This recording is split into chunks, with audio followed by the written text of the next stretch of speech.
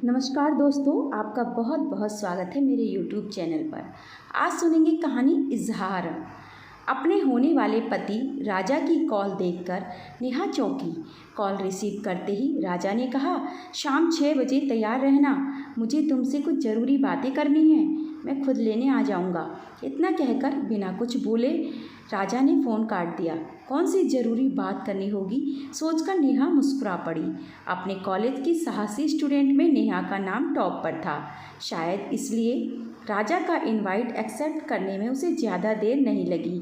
ठीक 6 बजे राजा की कार का हॉर्न सुनकर नेहा बाहर आ गई। समय की पाबंदी नेहा का गुण था। पीछे से माँ ने कहा भी, अरे घर में तो बुलाती, लेकिन तब तक नेहा बाहर निकल चुकी थी। राजा कार से बाहर निकलकर उसका इंतजार कर रहा था। नीली ब्रांडेड जैकेट व जीन्स में राजा बेहद हैंडसम लग रहा था। हाय कहने के साथ ही कार का दरवाज़ा खोलकर राजा ने नेहा को अपने साथ की अगली सीट पर बिठा लिया। कार के रवाना होते ही एक अजीब सी पुलक से नेहा अभिभूत हो उठी। फिर भी राजा की असामान्य चुप्पी नेहा को कुछ परेशान कर रही थी। रेस्टोरेंट के एकांत केबिन में पहुंचते ही साहसी नेहा का मन भी धड़कने लगा। राजा ने बेहद शालीनता के साथ कुर्सी आगे खींचकर नेहा के बैठने का इंतजार किया। क्या पसंद करेंगी, कोल्ड या हॉट? राजा ने बैठते हुए पूछा। राजा के प्रश्न पर हल्की सी मुस्कान के साथ नेहा ने कहा, जो आप पसंद करें। राजा गंभीरता से बोला, देखो नेहा, तुमसे कुछ बातें स्पष्ट करनी थी। विश्वास है तुम मेरा मतलब समझ जाओगी।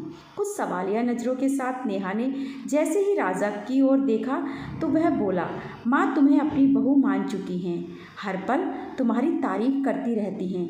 तुमने उन्हें पूरी तरह से अपने मुँह पास में बांध लिया है। पर मेरी प्रॉब्लम कुछ और है, मैं कहीं और कमिटेड हूँ। राजा के अंतिम शब्दों ने नेहा को बुरी तरह से चौंका दिया कि ओह, पर खुद को संभालते हुए बोली, तो प्रॉब्लम क्या है? आप वहाँ शादी करने को आज़ाद हैं, मैंने तो कोई बंधन नहीं लगाया।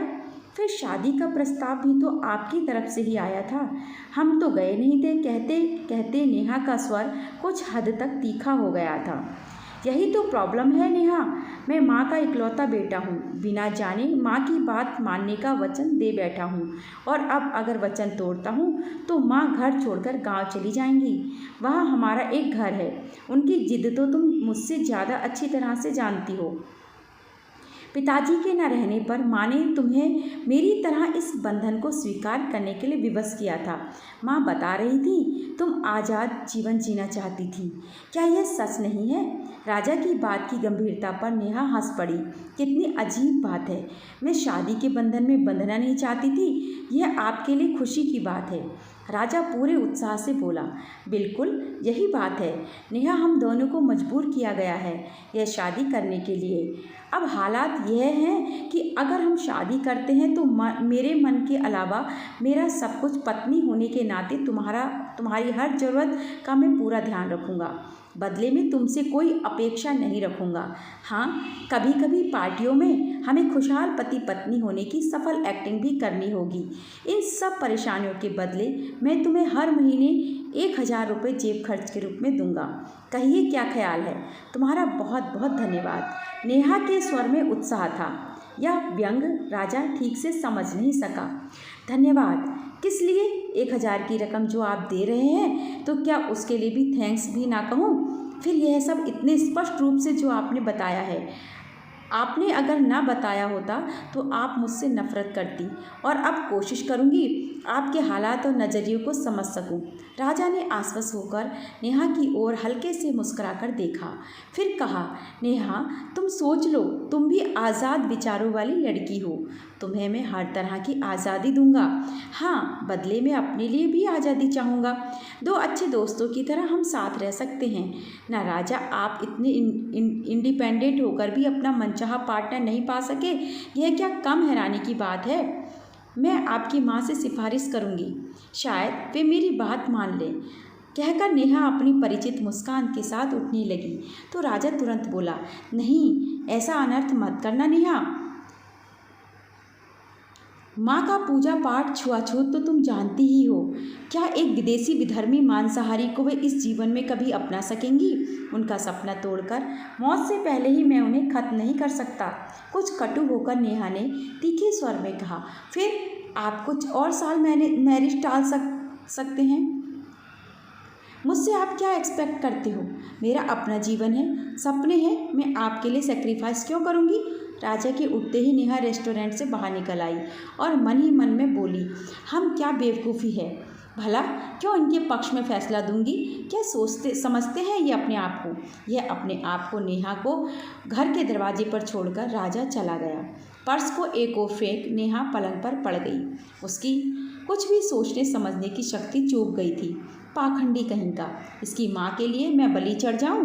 पर हर विरोध के बावजूद राजा का आकर्षक व्यक्तित्व बार बार यादों में आकर उसे चिढ़ा जाता।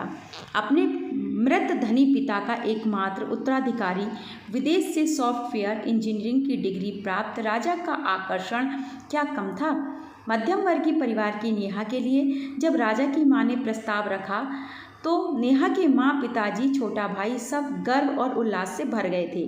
घर की बेटी इतने बड़े परिवार में जाएगी, इससे बड़ा सुख और क्या हो सकता था। राजा का घर नेहा के घर के एकदम पास था। राजा पढ़ने के लिए विदेश गया हुआ था। इस दौरान ही नेहा का परिवार राजा के घर के पास ही एक फ्लैट में किराए पर रहने आया था। नेहा राजा की माँ से काफ़ी घुल मिल गई थी। राजा का बहुत बड़ा बंगला था। 4-5 लोग घर में काम करते थे। इकलौते बेटे के विदेश जाने पर राजा की माँ अपना सारा स्नेहा पर ही लुटाती थी। हर छोटे बड़े काम के लिए वे नेहा पर ही निर्भर हो गई थी। उस घर की बहू बनने का सपना नेहा ने कभी नहीं देखा था, पर माँ के मुंह से राजा की बातें सुनकर नेहा को लगता जैसे वो उसे युगों से जानती हो। राजा की पसंद नापसंद क्या है, यह राजा की माँ को बताया करती थी। नेहा डॉक्टर बनकर गांव में जाना चाहती थी और वहाँ गांव के गरीब लोगों की सेवा करना चाहती थी, पर वह आजीवन शादी न करने का फैसला राजा की माँ के प्रस्ताव और अनुरोध पर ही नहीं ले सकी थी। राजा की माँ ने सुझाव दिया था कि वह शहर में ही क्लिनिक खोलकर गरीबों की सेवा कर सकती है। हो सकता है कि वे लोग उसके लिए एक हॉस्पिटल बनवा दें, और यह योजना नेहा को भी भा गई थी। मगर अब वो क्या करे? छोटा भाई अनुज बार बार उसे छेड़कर हंस रहा था। माँ का उत्सुक चेहरा उससे कुछ पूछ रहा था।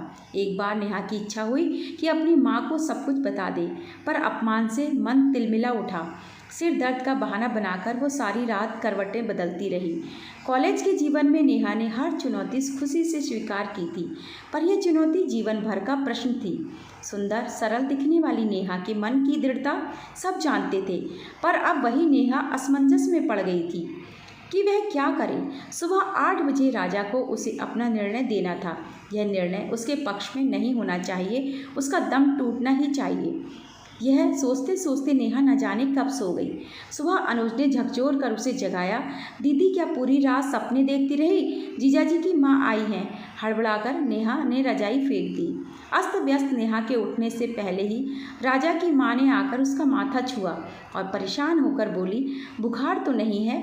वरना मेरी नेहा तो कभी इतनी देर तक नहीं सोती। 8 बजने वाले हैं। राजा की माँ अक्सर मॉर्निंग वॉक पूरी करके नेहा की माँ से मिलने आ जाती थी और बिना संकोच के चाय पीकर ही जाती थी। कई बार तो खुद ही किचन में चाय बना लेती, जबकि अपने घर में वह कभी किचन में नहीं घुसती थी। तभी मोबाइल की घंटी सुनकर नेहा का मन धड़कने लगा। अनुज ने शैतानी से मुस्कुराकर फ़ोन थमा दिया। उधर से राजा की सधी आवाज़ उसके कानों में पड़ी। कहिए नेहा, ठीक से सो सकी हो ना? क्या निर्णय लिया तुमने?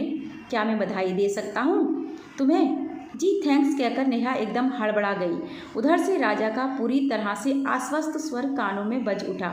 शुक्रिया, मैं आपका एहसानमंद हूँ, नेहा कहकर राजा ने फ़ोन काट दिया। इधर राजा की माँ के चेहरे पर खुशी झलक उठी थी।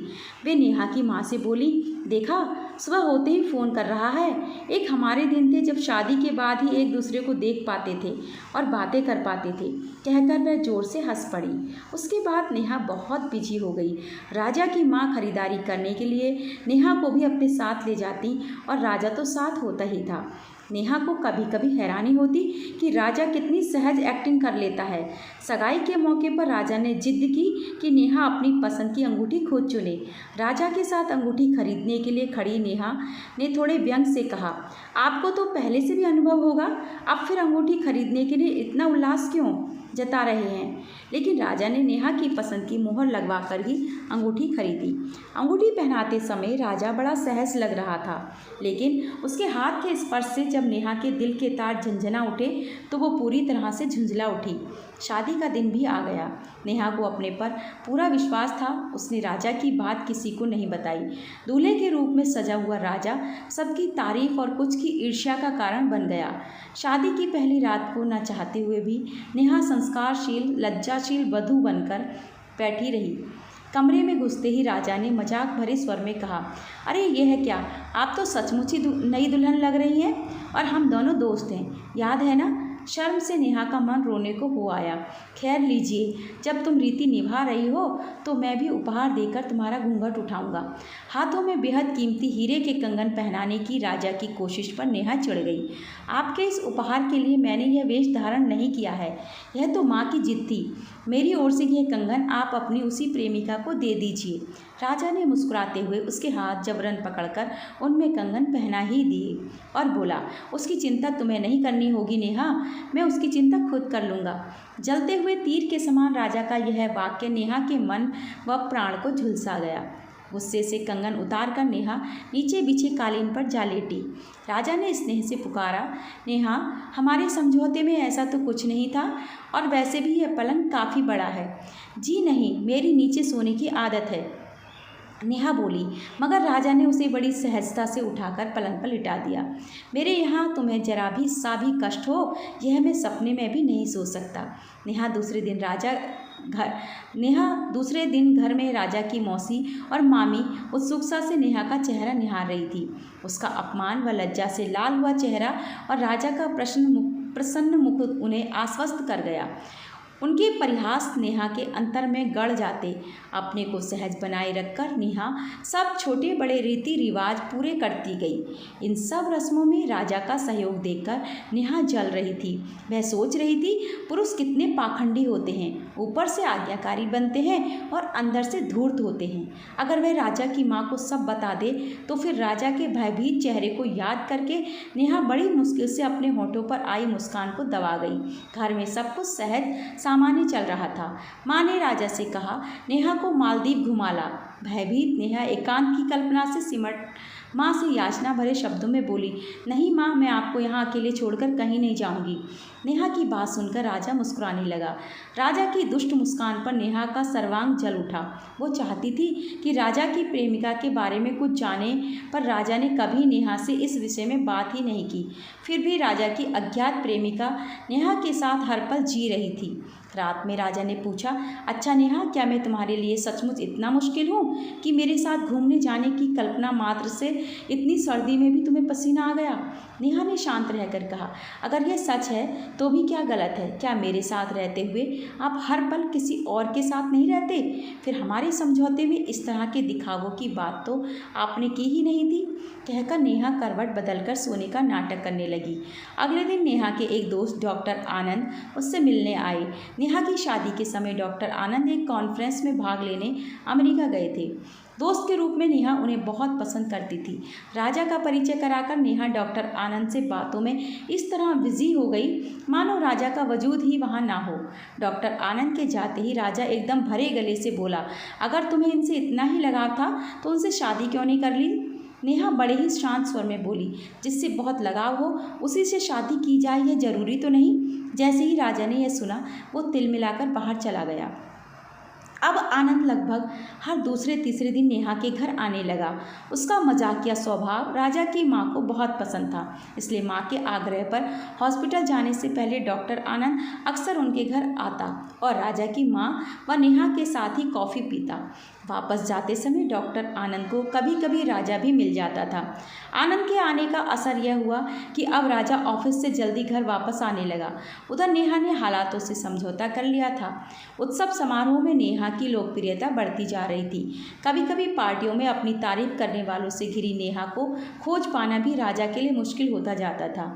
जब डांस पार्टियां होती तो अक्सर नेहा राजा को छोड़कर किसी और के साथ नाचना शुरू कर देती। नेहा की आवाज़ बहुत मीठी थी, अब तो मानो उसके गीतों में उसका दर्द साकार होने लगा था। एक दिन पार्टी में उसने गाया भी। राजा उससे बोला, तुम इतना अच्छा गा लेती हो, इसका मुझे पता नहीं था।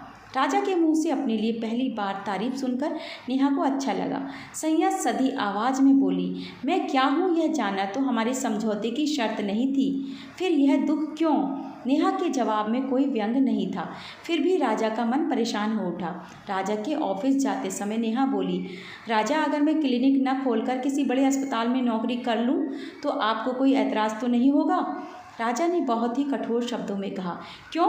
अब घर पर डॉक्टर आनंद से मिलने में कोई असुविधा है क्या? पर तुम तो शायद उसी के साथ काम करना चाहोगी। अगर जेब खर्च कम पड़ रहा है तो और बढ़ जाएगा, पर तुम्हारा अस्पताल में नौकरी करना मुझे कभी स्वीकार नहीं होगा। ठीक है, मैं पास ही क्लिनिक खोल दूँगी। और हाँ, आपका दिया जेब खर्च मैंने कभी छुआ भी नहीं है, पर वक्त काटना मुझे मुश्किल लगता है। कहती हुई नेहा तीर-सी कमरे से बाहर चली गई। दूसरे दिन ऑफिस से आते ही राजा ने माँ से कहा, 10 दिनों की छुट्टी लेकर आया हूँ, नेहा से कह दो मालदीव जाना है। सुनते ही नेहा ने जवाब दिया, कल से क्लिनिक खोलने का इंतजाम करना है, इसलिए जाना संभव नहीं है। एकांत पाते ही राजा झल्ला उठा, हमें जाना ही होगा, क्लिनिक बाद में भी खोला जा सकता है। आपकी आज़ादी में मैं कभी बाधा नहीं बनी, फिर आपने मेरी आज़ादी का भी आश्वासन दिया था। आवेश में नेहा को जबरदस्ती अपनी बाहों में लेकर राजा बोला, तुम मेरी पत्नी हो, मैं पति होने के नाते तुम्हें आज्ञा देता हूँ कि तुम्हें मेरे साथ चलना ही है। हैरानी से नेहा का मुंह खुला का खुला रह गया। वो बोली, आपकी पत्नी होने के नाते क्या मैं केवल आपकी आज्ञा पालन करने के लिए आई हूँ? कहाँ गया आपका वादा? जब जी चाहा पत्नी बना लिया, जब चाहा दूर धकेल दिया। नेहा एकदम फूट पड़ी। कई दिनों का बांध एक साथ टूट गया था। राजा ने हंसते हुए बड़े स्नेह से नेहा का सिर अपने सीने से चिपका लिया और स्नेहिल हाथों से उसके मुख पर बिखरी जुल्फों को हटाते हुए बोला, बस हार गई? आखिर निकली ना बुद्धू। अरे भाई, जब फ़ोन पर माँ ने मुझे बताया था कि तुम मुझसे शादी करने में इंटरेस्टेड नहीं हो तो मेरे अहम को चोट लगी थी। मेरा संबंध ना किसी और से था, ना है, ना कभी होगा। मैं तो माँ की तरह बस तुम्हारा पुजारी हूँ और रहूँगा। क्या इतना सा भी सच तुम मेरी आंखों में नहीं पड़ पाई? नेहा हैरानी से सिर उठाकर बोली, क्या इतने दिनों तक तो आप मुझसे भी एक्टिंग करते रहे? कहते हुए वह शर्म से लाल हो उठी। हाँ सच, इतने दिन बेकार जरूर गए, पर इस रोमांस में क्या मज़ा नहीं आया।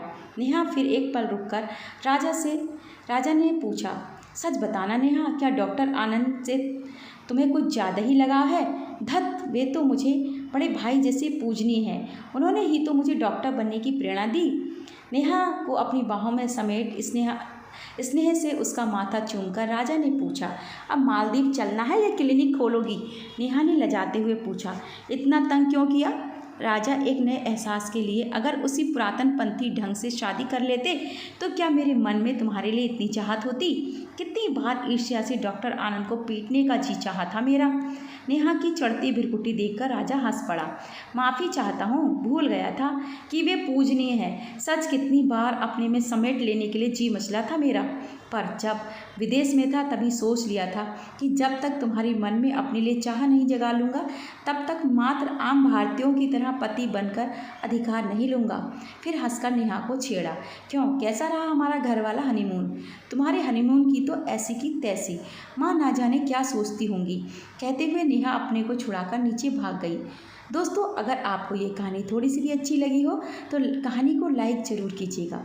मिलते हैं कल फिर एक नई कहानी के साथ। बहुत बहुत धन्यवाद।